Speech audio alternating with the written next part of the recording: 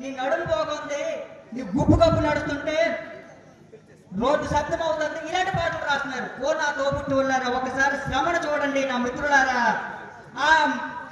ఆ చల్లపట్టు, ఆ పాలు మీ ఇంటి వద్దకు రావడానికి ఈ మధ్యన మా ఉద్యానంలో పులి తిరిగింది. పులి అంటారు, లేదా ఇంకేదో జంతువు తిరిగింది, ఆవులు చంపేసింది, మేకలు తినేసింది. అటువంటి సందర్భంలో కూడా ఆ మంద దగ్గర ఒక పిల్లడు ఉన్నాడు. తాత కొమ్మలు కోయడానికి వెళ్ళుంటే ఆ పిల్లడు అక్కడ ఉన్నాడు ఆ మంద దగ్గర. 7 సంవత్సరాల పిల్లడు. తాత ఒరే నాయన, పులి వచ్చిందనుకో మన బొల్లో పొదుగులోకి వెళ్ళిపో, ముందుకి అక్కడ పులి తినేస్తుంది అన్నాడు.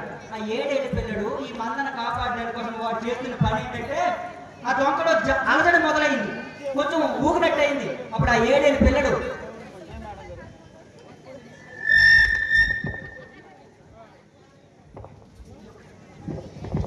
అంటున్నాడు, 7వ పిల్లడు పరిగీసి ఈ ఉద్యానంలో, బెబ్బలు నీవైతే నీ అబ్బలు నేను రాయ చూసుకుందుమా. అరే కలిసిపోతే తెలిసిపోతే